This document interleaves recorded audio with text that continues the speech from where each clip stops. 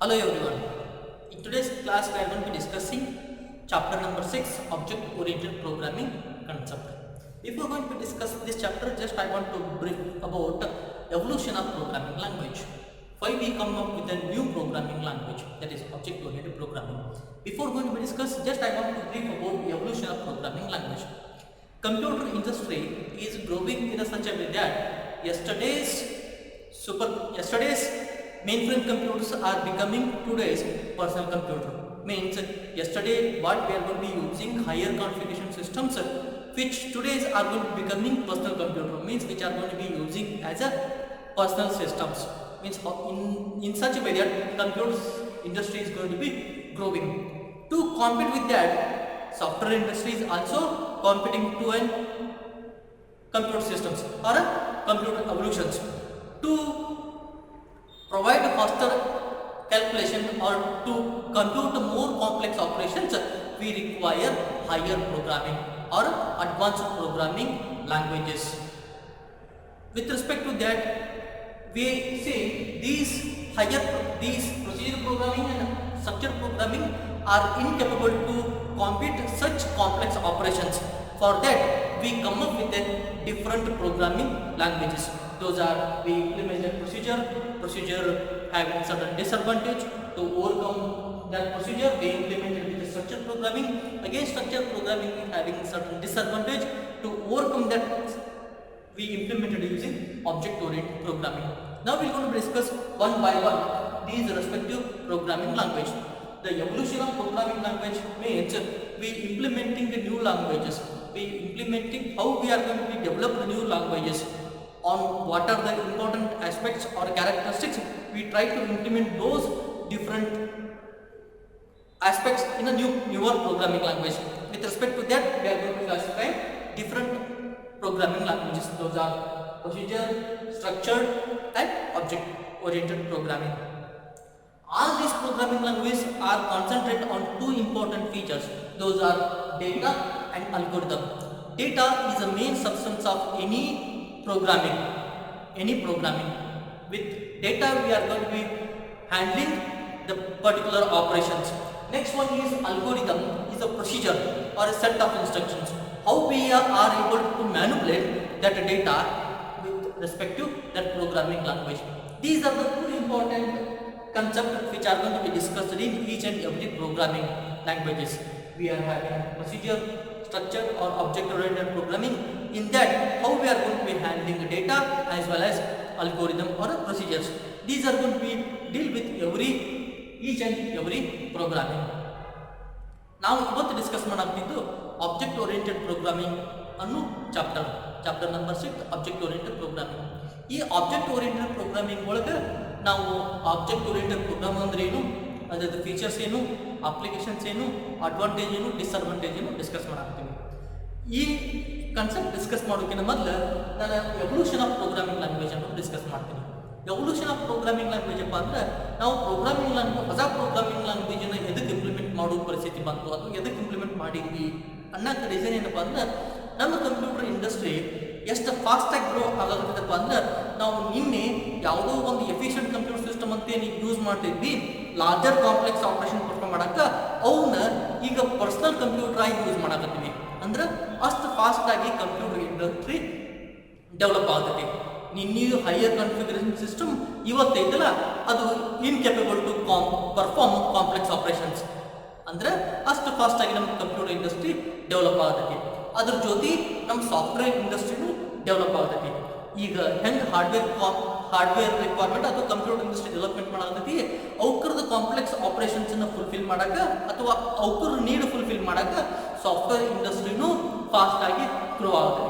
ಈ software industry ಒಳಗೆ programming language use ಮಾಡ್ಕೋಬೇಕು. ಯಾವುದೋ ಒಂದು ಪ್ರೋಗ್ರಾಮಿಂಗ್ ಲ್ಯಾಂಗ್ವೇಜ್ಲಿಂದ ಆ ಕಾಂಪ್ಲೆಕ್ಸ್ ಆಪರೇಷನ್ಸ್ ನಾವು ಸಿಂಪ್ಲಿಫೈ ಮಾಡಕ್ಕೆ ಅಥವಾ ಅವನ್ನ ಆಪರೇಷನ್ ಪರ್ಫಾರ್ಮ್ ಮಾಡಕ್ಕೆ ನಾವು ಯಾವುದೋ ಪ್ರೋಗ್ರಾಮಿಂಗ್ ಲ್ಯಾಂಗ್ವೇಜ್ ಯೂಸ್ ಮಾಡಬೇಕು. ಈ ಪ್ರೋಗ್ರಾಮಿಂಗ್ ಲ್ಯಾಂಗ್ವೇಜ್ ಒಳಗೆ ಯಾವುದೋ ಒಂದು ಪ್ರೋಗ್ರಾಮಿಂಗ್ ಲ್ಯಾಂಗ್ವೇಜ್ ಇಂಪ್ಲಿಮೆಂಟ್ ಮಾಡಿಕೊಂಡು ಟಾಸ್ಕ್ ಕಂಪ್ಲೀಟ್ ಮಾಡಬೇಕು. ನಮಗೆ ಹೆಂಗೆ ಕಂಪ್ಯೂಟರ್ ಇಂಡಸ್ಟ್ರಿ ಫಾಸ್ಟರಾಗಿ ಗ್ರೋತ್ ಆಗತೈತಿ, ಅದ್ರ ಜೊತೆ ಸಾಫ್ಟ್ವೇರ್ ಇಂಡಸ್ಟ್ರಿನೂ ಅದ ರೇಟ್ ಒಳಗನ ಗ್ರೋ ಆಗತೈತಿ. ಬಟ್ ಈ ಗ್ರೋವಿಂಗ್ ಸ್ಪೀಡಿಗೆ ನಮ್ಮ ಓಲ್ಡರ್ ಪ್ರೋಗ್ರಾಮಿಂಗ್ ಲ್ಯಾಂಗ್ವೇಜಸ್ ಇನ್ಕೆಪಬಲ್ ಅದಾವೆ. They are incapable to compete with newer technology. ಅಂದ್ರೆ ನಮ್ಗೆ ಏನು ಅಡ್ವಾನ್ಸ್ ಟೆಕ್ನಾಲಜಿ ಏನು ಇಂಪ್ಲಿಮೆಂಟ್ ಮಾಡಕತ್ತೀವಿ ಅವಕ್ಕೆ ನಮ್ಗೆ ಓಲ್ಡರ್ ಪ್ರೋಗ್ರಾಮಿಂಗ್ ಟೆಕ್ನಾಲಜಿ ಅವು ಕಾಂಪೀಟ್ ಮಾಡುವುದಿಲ್ಲ ಅಥವಾ ಕ್ಯಾಲ್ಕುಲೇಷನ್ ಮಾಡೋಕ್ಕೂ ಅದು ಕಾಂಪೀಟ್ ಮಾಡೋಕ್ಕೂ ಇನ್ಕ್ಯಾಪಬಲ್ ಅದಾವು. ಅದ್ರ ಸಂಬಂಧ ನಾವು ಹೊಸ ಹೊಸ ಪ್ರೋಗ್ರಾಮಿಂಗ್ ಲ್ಯಾಂಗ್ವೇಜ್ ಇಂಪ್ಲಿಮೆಂಟ್ ಮಾಡಕತ್ತೀವಿ. ನಮಗೆ ಯಾವಾಗ ಹೆಂಗೆ ನೀಡಿತ್ತು ಆ ನೀಡಕ್ಕೆ ಅನುಕೂಲ ತಕ್ಕಂಥ ಪ್ರೋಗ್ರಾಮಿಂಗ್ ಲ್ಯಾಂಗ್ವೇಜಿನ ಡೆವಲಪ್ಮೆಂಟ್ ಮಾಡ್ಕೊಂಡು ಬಂದ್ವಿ. ಫಸ್ಟಿಗೆ ಪ್ರೊಸೀಜರ್ ಪ್ರೋಗ್ರಾಮ್ ಇತ್ತಂದ್ವಿ, ಅದರದ ಡಿಸ್ಅಡ್ವಾಂಟೇಜ್ ಓವರ್ಕಮ್ ಮಾಡಕ್ಕೆ. ಸ್ಟ್ರಕ್ಚರ್ ಪ್ರೋಗ್ರಾಮ್ ಇತ್ತಂದ್ವಿ, ಸ್ಟ್ರಕ್ಚರ್ ಪ್ರೋಗ್ರಾಮ್ ಓವರ್ಕಮ್ ಮಾಡಕ್ಕೆ ಆಬ್ಜೆಕ್ಟ್ ಓರಿಯೆಂಟೆಡ್ ಪ್ರೋಗ್ರಾಮಿಂಗ್ ಇಂಪ್ಲಿಮೆಂಟ್ ಮಾಡ್ಕೊಂಡಿವಿ. ಇದು ಎವಲ್ಯೂಷನ್ ಆಫ್ ಪ್ರೋಗ್ರಾಮ್. ನಮ್ಮ ಟೆಕ್ನಾಲಜಿ ಹೆಂಗೆ ಎವಾಲ್ವ್ ಆಗ್ತೈತಿ ಅದೇ ಸೇಮ್ ರೇಟ್ಗೆ ಸಾಫ್ಟ್ವೇರ್ ಇಂಡಸ್ಟ್ರಿನೂ ಎವಾಲ್ವ್ ಆಗ್ತೈತಿ ಅಥವಾ ಡೆವಲಪ್ ಆಗ್ತೈತಿ. ಅವಕ್ಕರ ನೀಡ್ ಸ್ಯಾಟಿಸ್ಫೈ ಮಾಡಕ್ಕೆ ಪ್ರೋಗ್ರಾಮಿಂಗ್ ಲ್ಯಾಂಗ್ವೇಜ್ನು ಡೆವಲಪ್ ಆಗ್ತಾವೆ. ಇದನ್ನು ನಾವು ಎವಲ್ಯೂಷನ್ ಆಫ್ ಪ್ರೋಗ್ರಾಮಿಂಗ್ ಲ್ಯಾಂಗ್ವೇಜ್ ಅಂತ ಕರಿಬೋದು. ಅಂದ್ರೆ ನಮ್ದು ರಿಕ್ವೈರ್ಮೆಂಟ್ ಏನೈತಿ, ನಮ್ದು ಇಂಡಸ್ಟ್ರಿ ನೀಡ್ ಏನೈತಿ, ಆ ಇಂಡಸ್ಟ್ರಿ ನೀಡನ್ನು ಫುಲ್ಫಿಲ್ ಮಾಡಕ್ಕೆ ಅದಕ್ಕೆ ಬೇಕಾದಂಥ ಪ್ರೋಗ್ರಾಮಿಂಗ್ ಲ್ಯಾಂಗ್ವೇಜ್ನು ನಾವು ಡೆವಲಪ್ ಮಾಡ್ಕೊಂಡಿವಿ. ಅವನ್ನ ನಾವು ಎವಲ್ಯೂಷನ್ ಆಫ್ ಪ್ರೋಗ್ರಾಮ್ ಅಂತ ಕರಿತೀವಿ. ಇನ್ನು ಯಾವುದೇ ಒಂದು ಪ್ರೋಗ್ರಾಮಿಂಗ್ ಲ್ಯಾಂಗ್ವೇಜ್ ತಗೋರಿ, ಆ ಪ್ರೋಗ್ರಾಮಿಂಗ್ ಲ್ಯಾಂಗ್ವೇಜ್ ಎರಡು ಇಂಪಾರ್ಟೆಂಟ್ ಕನ್ಸೆಪ್ಟ್ ಮ್ಯಾಗ ವರ್ಕ್ ಮಾಡ್ತಿರ್ತಾವೆ ಮತ್ತು ಎರಡು ಇಂಪಾರ್ಟೆಂಟ್ ಕಾನ್ಸೆಪ್ಟ್ನ ಯುಟಿಲೈಸ್ ಮಾಡ್ಕೊತಾವೆ. ಒಂದು ಡೇಟಾ, ಅಲ್ಗೋರಿದಮ್. ಡೇಟಾ ಅನ್ನೋದು important aspect of any programming language. ಯಾವುದೋ ಒಂದು ಪ್ರೋಗ್ರಾಮಿಂಗ್ ಲ್ಯಾಂಗ್ವೇಜ್ ಒಳಗೆ ಡೇಟಾ ಅನ್ನೋದು ಭಾಳ ಇಂಪಾರ್ಟೆಂಟ್. ನಾ ಏನು ಡೇಟಾ ಎಕ್ಸೆಪ್ಟ್ ಮಾಡೀನಿ, ಅದನ್ನು ಏನು ಮ್ಯಾನಿಪುಲೇಟ್ ಮಾಡಬೇಕು, ವಾಪಸ್ ಏನು ರಿಸಲ್ಟ್ ಪ್ರೊಡ್ಯೂಸ್ ಮಾಡಬೇಕು ಅನ್ನೋದೆಲ್ಲವೂ ನಮ್ಮ ಡೇಟಾ ಮ್ಯಾಗ ಡಿಪೆಂಡೆಂಟ್ ಇರುತ್ತೆ. ಇನ್ನು ಅಲ್ಗೋರಿದಮ್ ಅನ್ನೋದು ಡೇಟಾ ಕೊಟ್ಟಾರ ಆ ಡೇಟಾನ ಹೆಂಗೆ ಸಿಂಪ್ಲಿಫೈ ಮಾಡಬೇಕು, ಯಾವ ಸ್ಟೆಪ್ಸ್ನ ಯುಟಿಲೈಸ್ ಮಾಡ್ಕೋಬೇಕು ಅನ್ನೋದನ್ನು ಡಿಸ್ಕ್ರೈಬ್ ಮಾಡೋದು ಈ ಅಲ್ಗೋರಿದಮ್. ನಮ್ಮ ಎಲ್ಲ ಪ್ರೋಗ್ರಾಮಿಂಗ್ ಲ್ಯಾಂಗ್ವೇಜು ಈ ಎರಡು ಇಂಪಾರ್ಟೆಂಟ್ ಕಾನ್ಸೆಪ್ಟ್ ಮ್ಯಾಗ ವರ್ಕ್ ಆಗ್ತಿರ್ತಾವೆ. ಒಂದು ಡೇಟಾನ ಹೆಂಗೆ ಮ್ಯಾನಿಪುಲೇಟ್ ಮಾಡಬೇಕು, ಡೇಟಾ ಅನ್ನೋದು ಇಂಪಾರ್ಟೆಂಟ್ ಕಾನ್ಸೆಪ್ಟ್ ಎಲ್ಲ ಪ್ರೋಗ್ರಾಮಿಂಗ್ ಲ್ಯಾಂಗ್ವೇಜ್ಗೂ. ಆ ಡೇಟಾನ ಮ್ಯಾನಿಪುಲೇಟ್ ಮಾಡೋದು ಹೆಂಗೆ, ಅದನ್ನು ಸಾರ್ಟ್ ಔಟ್ ಮಾಡೋದು ಹೆಂಗೆ ಅನ್ನೋದನ್ನ ಈ algorithm ಹೇಳ್ತೈತಿ. Now we need to discuss the first one, procedure programming language. Procedure programming languages are those which concentrate on only procedure rather than data. Your data, whether it is precious or not precious, which does not bother about the data, which only bother about the process, how we are allowed to make that data as a information. It keep concentrate on only the processing of that data, which does not bother about data. Those programming languages are called as in procedure programming language. Procedure programming means in which the programming language which keeps concentrate on only the procedure, which does not about the data. You may make any changes to the data which does not bother, but it strictly follow what are the rules, what are the steps to obey to get a result. Those steps should be obeyed and followed. This strictness is going to be maintained in this procedure oriented programming. Procedure oriented program ಒಳಗೆ ಆ programming language ಒಳಗೆ programming language ಕೇವಲ process ಮ್ಯಾಗ ಅಥವಾ procedure ಮ್ಯಾಗ ಮಾತ್ರ concentrate ಮಾಡ್ತಾವೆ. Data ಬಗ್ಗೆ ಏನೂ ವರಿ ಮಾಡ್ಕೊಳ್ಳೋದಿಲ್ಲ. ಡೇಟಾ ಹೆಂಗೆ ಇರ್ಬೋದು, ಡೇಟಾ ಯಾವುದೇ ರೀತಿಯಾಗಿ ಮ್ಯಾನಿಪುಲೇಟ್ ಆಗಿರ್ಬೋದು, ಅವಕ್ಕೆ ಡೇಟಾಕ್ಕೆ ಒಟ್ಟು ತಲೆ ಕೆಡಿಸ್ಕೊಳ್ಳೋದಿಲ್ಲ. ಅದ್ರದ್ದು ಇಂಪಾರ್ಟೆಂಟ್ ಫೀಚರ್ಸ್ ಏನಪ್ಪ ಅಂದರೆ ಪ್ರೊಸೆಸ್.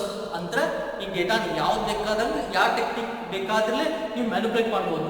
ಬಟ್ ಪ್ರೊಸೀಜರ್ಸ್ ಏನೇನು ಪ್ರೊಸೀಜರ್ ಫಾಲೋ ಮಾಡಬೇಕಲ್ಲ ಎಲ್ಲ ಪ್ರೊಸೀಜರ್ನು ಫಾಲೋ ಸ್ಟ್ರಿಕ್ಟ್ಲಿ ಮಾಡೋದು ಈ ಪ್ರೊಸೀಜರ್ ಓರಿಯೆಂಟೆಡ್ ಪ್ರೋಗ್ರಾಮಿಂಗ್. ಅಂದ್ರೆ ಈಗ ಒಂದು ಯಾವುದೋ ಕ್ಯಾಲ್ಕುಲೇಷನ್ ಮಾಡೋಕೆ ಒಂದು 4 ಸ್ಟೆಪ್ಸ್ ರಿಕ್ವೈರ್ಮೆಂಟ್ ಇದ್ದು ಪ್ರೊಸೀಜರ್ ಓರಿಯೆಂಟೆಡ್ ಪ್ರೋಗ್ರಾಮ್ ಪ್ರಕಾರ 4 ಸ್ಟೆಪ್ ಮುಖಾಂತರ ಆ ಪ್ರೋಗ್ರಾಮನ್ನು ಅಥವಾ ಆ ಡೇಟಾನ ಮ್ಯಾನಿಪುಲೇಟ್ ಮಾಡಬೇಕು ಅಂತೇಳಿ ನಾವು ಸೆಟ್ ಮಾಡಿಟ್ರಪ್ಪ ಅಂತಂದ್ರೆ ಅದು ಕಂಪಲ್ಸರಿ 4 ಸ್ಟೆಪ್ನ ಇನ್ವಾಲ್ವ್ ಮಾಡ್ಕೊಂಡು ಸಿಂಪ್ಲಿಫೈ ಮಾಡ್ತೈತಿ. ಅಕಸ್ಮಾತ್ ಅದರೊಳಗೆ ಯಾವ್ದಾರ ಒಂದು ಸ್ಕಿಪ್ ಮಾಡಿ ಈಸಿ ಟೆಕ್ನಿಕಲ್ ಇದ್ರೆ ಯಾವುದೋ ಒಂದು ಸ್ಕಿಪ್ ಮಾಡಿ ಕ್ಯಾಲ್ಕುಲೇಷನ್ ಮಾಡ್ಬೇಕಂದ್ರೆ ಇಲ್ಲ, ಈ ಪ್ರೊಸೀಜರ್ ಪ್ರೋಗ್ರಾಮಿಂಗ್ ಅವಾಯ್ಡ್ ಮಾಡೋದಿಲ್ಲ. ಪ್ರೊಸೀಜರ್ ಪ್ರಕಾರ 4 ಇನ್ವಾಲ್ವ್ ಮಾಡ್ಕೋಬೇಕಂದ್ರೆ ಕಂಪಲ್ಸರಿ 4 ಇನ್ವಾಲ್ವ್ ಮಾಡ್ಕೊಂಡೆ ಅದು ಸಿಂಪ್ಲಿಫೈ ಮಾಡಬೇಕಾಗುತ್ತೆ. ಅದನ್ನು ಈ ಪ್ರೊಸೀಜರ್ ಪ್ರೋಗ್ರಾಮಿಂಗ್ ಇಂಪ್ಲಿಮೆಂಟ್ ಮಾಡ್ತೈತಿ, procedure programming. Next one is structure programming. The structure programming which implements using top-down design or a top-down approach.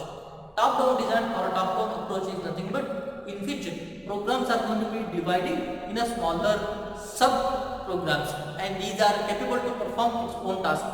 Means we are going to be dividing larger program into smaller sub program and smaller sub program into further smaller sub programs in a such a way that individual programming module are capable to perform task. That is called as a top down design. These structured programming are making use of programming construct. Programming construct means they are making use of if else, any. There are several programming constructs are there which make use of those programming constructs to develop programs in structured programming languages. Structured programming languages. ನಾವು structure programming language discuss ಮಾಡ್ತೀವಿ. ಈ structure programming language top down approach implement ಮಾಡ್ಕೊಂತೈತಿ. Top down approach ಅಂದ್ರೆ ನೀವು ಯಾವುದೋ ಒಂದು program ಕೊಟ್ರಿ, ಆ ಪ್ರೋಗ್ರಾಮನ್ನು ಡಿವೈಡ್ ಮಾಡ್ಕೊಂತೈತಿ.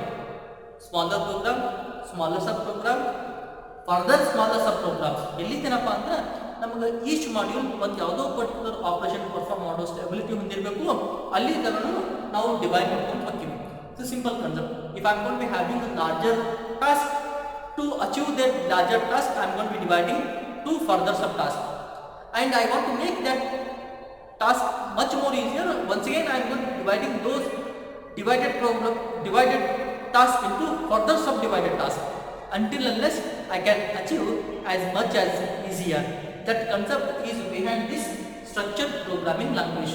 ಅಂದ್ರೆ ನನಗೆ ಯಾವುದೋ ಒಂದು ಟಾಸ್ಕ್ ಕೊಟ್ಟಾಗ ಆ ಟಾಸ್ಕನ್ನು ನನಗೆ ಸಿಂಪ್ಲಿಫೈ ಮಾಡೋದು ಅಂದ್ರೆ ಡಿವೈಡ್ ಮಾಡ್ಕೊಂಡು ಹೋಗೋದು ಎಲ್ಲಿತನಪ್ಪ ಅಂದ್ರೆ ನನಗೆ ಈಸಿ ಆಗುವಷ್ಟು ಅದನ್ನು ಈ ಸ್ಟ್ರಕ್ಚರ್ ಪ್ರೋಗ್ರಾಮಿಂಗ್ ಇಂಪ್ಲಿಮೆಂಟ್ ಮಾಡ್ತೈತಿ. ಫಾರ್ ಎಕ್ಸಾಂಪಲ್, ಒಂದು ಟಾಸ್ಕ್ ಕಂಪ್ಲೀಟ್ ಮಾಡೋಕ್ಕೆ ನನಗೆ ಒಬ್ಬ ಯೂಸರ್ ಒಂದು ಟಾಸ್ಕ್ ಕಂಪ್ಲೀಟ್ ಮಾಡೋಕ್ಕೆ ಒಂದು ತಾಸು ಬೇಕಾದ್ರು ಅಥವಾ ಒಂದು ದಿವಸ ಬೇಕಾದಪ್ಪ ಅಂತಂದ್ರೆ ಆ ಟಾಸ್ಕನ್ನು ಇನ್ನೂ ಈಸಿಯರ್ ಮಾಡೋಕ್ಕೆ ಆ ಟಾಸ್ಕನ್ನು ಈಸಿ ಮಾಡಿ ಸಬ್ ಡಿವೈಡೆಡ್ ಮಾಡಿ ಹಚ್ಕೊಂಡು ಹೋಗೋದು. ಒಂದು ಟಾಸ್ಕನ್ನು ಡಿವೈಡ್ ಮಾಡಿ ಆ್ಯಡ್ ಮಾಡೋದು, ಇಬ್ಬರಿಗೆ ಹಂಚೋದು. ಆ ಎರಡು ಟಾಸ್ಕನ್ನು ಮತ್ತೆ ಸಬ್ ಡಿವೈಡೆಡ್ ಮಾಡೋದು, ಮತ್ತು ಇನ್ನೂ 4 ಜನಕ್ಕೆ ಹಚ್ಚೋದು. ಅಂದರೆ ನನಗೆ ಕಡಿಮೆ ಟೈಮ್ ಒಳಗೆ ಆ ಟಾಸ್ಕನ್ನು ಈಸಿಯಾಗಿ ಅಚೀವ್ ಮಾಡೋಕ್ಕೆ ಸಾಧ್ಯ ಆಗುತ್ತೆ. ಅದನ್ನು ಈ ಸ್ಟ್ರಕ್ಚರ್ ಪ್ರೋಗ್ರಾಮಿಂಗ್ ಲ್ಯಾಂಗ್ವೇಜ್ ಇಂಪ್ಲಿಮೆಂಟ್ ಮಾಡ್ಕೊಂಡಿದ್ವಿ. ಈ ಸ್ಟ್ರಕ್ಚರ್ ಪ್ರೋಗ್ರಾಮಿಂಗ್ ಲ್ಯಾಂಗ್ವೇಜ್ ಅಂತ ಎದಕ್ಕೆ ಕರೀತಾರಪ್ಪ ಅಂತಂದ್ರೆ, ಈ ಸ್ಟ್ರಕ್ಚರ್ ಪ್ರೋಗ್ರಾಮಿಂಗ್ ನಮಗೆ ಪ್ರೋಗ್ರಾಮಿಂಗ್ ಸ್ಟ್ರಕ್ಚರ್ಸ್ ಅಥವಾ ಪ್ರೋಗ್ರಾಮಿಂಗ್ ಕನ್ಸ್ಟ್ರಕ್ಷನ್ನ ಯೂಸ್ ಮಾಡ್ಕೊಂಡಿದ್ವಿ. ಅದಕ್ಕೆ ಸ್ಟ್ರಕ್ಚರ್ ಪ್ರೋಗ್ರಾಮಿಂಗ್ ಅಂತ ಕರೀತಾರೆ. For example, if else, for, ನೆಸೆಟಿವ್ ಅನ್ನೋ ಪ್ರೋಗ್ರಾಮಿಂಗ್ ಕನ್ಸ್ಟ್ರಕ್ಷನ್ ಯೂಸ್ ಮಾಡಿಕೊಂಡು ಈ ಪ್ರೋಗ್ರಾಮನ್ನು ನಾವು ಬರೀತೀವಿ ಅಥವಾ ಡೆವಲಪ್ಮೆಂಟ್ ಮಾಡ್ತೀವಿ. ಅದಕ್ಕೆ ಅದನ್ನು ಸ್ಟ್ರಕ್ಚರ್ ಪ್ರೋಗ್ರಾಮಿಂಗ್ ಅಂತ ಕರೀತಾರೆ. In which we can easily trace about the data flow and control flow in a program. ಈ ಸ್ಟ್ರಕ್ಚರ್ ಪ್ರೋಗ್ರಾಮಿಂಗ್ ಒಳಗಿಲ್ಲ ನನಗೆ ಈಸಿಯಾಗಿ ಡೇಟಾ ಫ್ಲೋ ಮತ್ತು ಕಂಟ್ರೋಲ್ ಫ್ಲೋನ ನಾನು ಟ್ರೇಸ್ ಔಟ್ ಮಾಡ್ಬೋದು. How the data is flowing, how the control is flowing within the program, I can easily trace out in structured programming. But it is a little bit difficult in procedural programming, in which it is a difficult task to trace the flow control of the program, because which concentrate only on the procedure rather than data. So it is a little bit difficult in this procedure programming languages. ನನಗೆ structure programming ಒಳಗೆ ನನಗೆ ಈಸಿಯಾಗಿ data ಮತ್ತು control flow ಹೆಂಗೆ ಆಗತ್ತೆ ಅನ್ನೋದನ್ನು trace out ಮಾಡ್ಬೋದು. ಅದು ಸ್ಟ್ರಕ್ಚರ್ ಪ್ರೋಗ್ರಾಮಿಂಗ್ ಒಳಗೆ. ಯಾಕಂದ್ರೆ programming concept use ಮಾಡ್ಕೋಬೋದೈತಿ.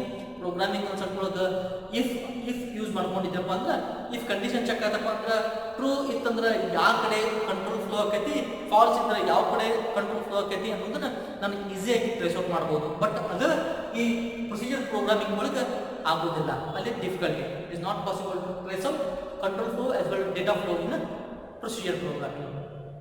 The next one is object oriented programming. This object oriented programming which emphasizes on a data, which give preference for data rather than procedure. ಅಂದ್ರೆ ನನಗೆ ಏನೋ ಒಂದು data ಕೊಟ್ಟಾಗ ಆ data precious for respective programming language. ಅಂದ್ರೆ object oriented ಪ್ರೋಗ್ರಾಮಿಂಗ್ಗೆ ಡೇಟಾಕ್ಕೆ importance ಕೊಡುತ್ತೆ, ಪ್ರೊಸೀಜರ್ಗಲ್ಲ. To get the result you may follow any procedure or any steps, but data should not be lost or data should not be corrupted. ನಮಗೆ ಡೇಟಾನ concentrate ಮಾಡ್ತದೆ. ಡೇಟಾನ ಯಾವುದೇ ರೀತಿಯಾಗಿ ಅದನ್ನ ಯಾರು ಮ್ಯಾನುಪ್ಯುಲೇಟ್ ಮಾಡಲಾರ್ದಂಗೆ ಡೇಟಾನ ಹ್ಯಾಂಡಲ್ ಮಾಡ್ತದೆ. ಅದಕ್ಕೆ it emphasise on data. which implements this concept called as an object. Object means combining data and function in a single unit. In object-oriented programming language, we are implementing using object. These objects are combination of data and functions. Data and functions are combined in a single unit, and this single unit is called as an object. ಇದರೊಳಗೆ ನಾವು ಇಲ್ಲೇ in structured programming we dividing the larger programming into smaller subprogram, and each module we call it as a functions. ಇದರೊಳಗೆ ನಮಗೆ each module ಗೆ functions ಅಂತ ಕರೀತೀವಿ. ನಾವು ಏನು ಟಾಸ್ಕ್ ಡಿವೈಡ್ ಮಾಡಿದ್ರೆ ಸ್ಮಾಲರ್ ಸಬ್ ಟಾಸ್ಕ್ಗೆ ಫಂಕ್ಷನ್ಸ್ ಅಂತ ಕರೀತೀವಿ. ಬಟ್ ಇಲ್ಲಿನೂ ನಾವು ಯಾವುದು ಪ್ರೋಗ್ರಾಮಿಂಗ್ ಮಾಡ್ಯೂಲ್ಸ್ ಡಿವೈಡ್ ಮಾಡ್ತೀನಿ, ಬಟ್ ಡಿವೈಡ್ ಮಾಡಿದ ಪ್ರೋಗ್ರಾಮಿಂಗ್ ಮಾಡ್ಯೂಲ್ ಆಬ್ಜೆಕ್ಟ್ ಅಂತ ಕರೀತೀನಿ. ಇಲ್ಲಿ ನನಗೆ ಎರಡೂ ಇರ್ತಾವೆ. In this object oriented programming each object is consist of two different things, those are data and functions. All together I call it as a object. ಇದ್ರೊಳಗೆ ನನಗೆ ಬರೇ procedure ಇರುತ್ತೆ, ಫಂಕ್ಷನ್ಸ್ ಒಳಗೆ ಪ್ರೊಸೀಜರ್ ಇರುತ್ತೆ. ಬಟ್ ಆಬ್ಜೆಕ್ಟ್ ಒಳಗೆ ಐತಲ್ಲ, object ಒಳಗೆ ಎರಡೂ ಇರುತ್ತೆ, ಡೇಟಾಗೂ ಇರುತ್ತೆ, ಪ್ರೊಸೀಜರ್ ಇರುತ್ತೆ. That's why these are called as an object-oriented programming. However, you are going to be dividing objects, and these objects consist of both things, data as well as functions. And these object-oriented programming, which follows bottom-up approach, which follows top-down approach. Means if I am having a problem, how that problem can be solved, how that problem can be simplified.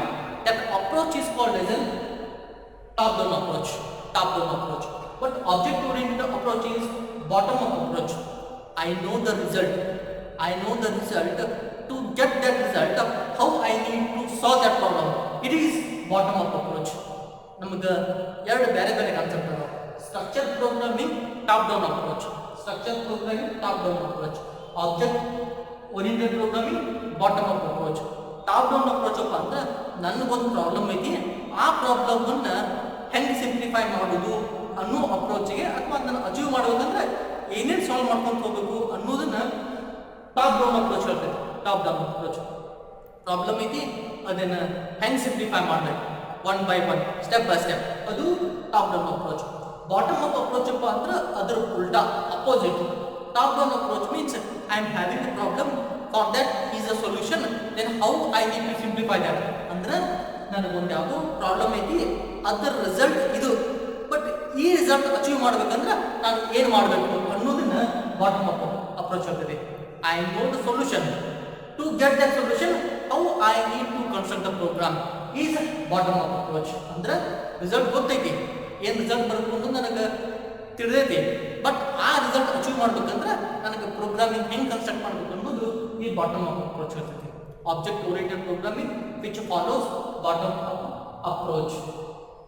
In this object oriented programming, we are also using a technique called as a class. Class is a collection of objects. Class is a collection of objects which are having common name and common properties are called as a class. We are going to be collecting objects, and all these objects are going to be collected in a single unit, and that is called as a class. And that class is containing objects which are having common name and common characteristics all together bind in a single unit, that is called as a class. ಅಂದ್ರೆ object oriented program ಒಳಗೆ ಇನ್ನೊಂದು implement ಮಾಡ್ಕೊಂತಾರ class ಅನ್ನೋದು. Class ಅಂದ್ರೆ collection of objects. ನಾವೇನು object ಅಂತ ಕರಿತೀವಿ, ಆ collection of ಆಬ್ಜೆಕ್ಟ್ಸ್ಗೆ ನಾವು ಕ್ಲಾಸ್ ಅಂತ ಕರಿತೀವಿ. ಅವು ಕಾಮನ್ ಕ್ಯಾರೆಕ್ಟರಿಸ್ಟಿಕ್ಸ್ ಹೊಂದಿರಬೇಕು, ಕಾಮನ್ ನೇಮ್ ಹೊಂದಿರಬೇಕು, ಅಂಥವಕ್ಕೆ ನಾವು ಕ್ಲಾಸ್ ಅಂತ ಕರಿತೀವಿ. ಫಾರ್ ಎಕ್ಸಾಂಪಲ್, ಈಗ ನಾನು ಬರ್ಡ್ಸನ್ನು ಕ್ಲಾಸಿಫೈ ಮಾಡಬೇಕಾಗಿದೆ. ಬರ್ಡ್ಸನ್ನು ನಾನು ಹೆಂಗೆ ಕ್ಲಾಸಿಫೈ ಮಾಡ್ತೀನಪ್ಪ ಅಂತಂದ್ರೆ, ಬರ್ಡ್ಸನ್ನು ಎರಡು ಟೈಪ್ ಕ್ಲಾಸಿಫೈ ಮಾಡ್ಬೋದು. ಒಂದು ಫ್ಲೈಯಿಂಗ್ ಬರ್ಡ್ಸ್, ಇನ್ನೊಂದು ನಾನ್ ಫ್ಲೈಯಿಂಗ್ ಬರ್ಡ್ಸ್ ಅಂತ. ಫ್ಲೈಯಿಂಗ್ ಬರ್ಡ್ಸ್ ಕ್ಲಾಸಿಫೈ ಮಾಡಿದಪ್ಪ ಅಂದ್ರೆ ಅದಕ್ಕೊಂದಿಷ್ಟು ಕಾಮನ್ ಕ್ಯಾರೆಕ್ಟರಿಸ್ಟಿಕ್ಸ್ ಇರ್ತಾವೆ. ನಾನ್ ಫ್ಲೈಯಿಂಗ್ ಬರ್ಡ್ಸ್ ಕ್ಲಾಸಿಫೈ ಮಾಡಿದಪ್ಪ ಅಂದ್ರೆ ಅದನ್ನೂ ಒಂದಿಷ್ಟು ಕ್ಲಾಸಿಫೈ ಮಾಡ್ತಾವೆ. ಬಟ್ ಇವು ಎರಡೂ ಬೇರೆ ಬೇರೆ ಆಬ್ಜೆಕ್ಟ್ಸ್, ಒಂದು ಫ್ಲೈಯಿಂಗ್ ಬರ್ಡ್ಸ್, ಇನ್ನೊಂದು ನಾನ್ ಫ್ಲೈಯಿಂಗ್ ಬರ್ಡ್ಸ್. ಬಟ್ ಇವು ಎಲ್ಲವೂ ಸೇರಿ ನಾವು ಒಂದು ಕ್ಲಾಸ್ ಕ್ರಿಯೇಟ್ ಮಾಡ್ತೀವಿ, ಬರ್ಡ್ಸ್ ಅನ್ನೋದು. ಬರ್ಡ್ಸ್ ಅನ್ನೋದು ಐತಿಲ್ಲ, ಇಟ್ಸ್ ಅ ಕ್ಲಾಸ್. ಬರ್ಡ್ಸ್ ಅನ್ನೋದು ಒಂದು ಕ್ಲಾಸ್. ಹೆಂಗೆ ಕ್ಲಾಸಿಫೈ ಮಾಡ್ತೀನಪ್ಪ ಅಂದ್ರೆ ಈ ಬೇರೆ ಬೇರೆ ಆಬ್ಜೆಕ್ಟ್ಸ್ನ ಬೇರೆ ಬೇರೆ ಕ್ಯಾರೆಕ್ಟರಿಸ್ಟಿಕ್ಸ್, ಬೇರೆ ಬೇರೆ ಪ್ರಾಪರ್ಟೀಸ್ ಮೇಲೆ ಕ್ಲಾಸಿಫೈ ಮಾಡಿದ್ದೀನಿ, ಅದಕ್ಕೆ ಕ್ಲಾಸ್ ಅಂತ ಕರೀತಾರೆ. Class is a collection of objects which are having common name and common properties. These are going to be implemented in object-oriented programming. Now in next class we are going to discuss important characteristics, advantages, disadvantages of object-oriented programming.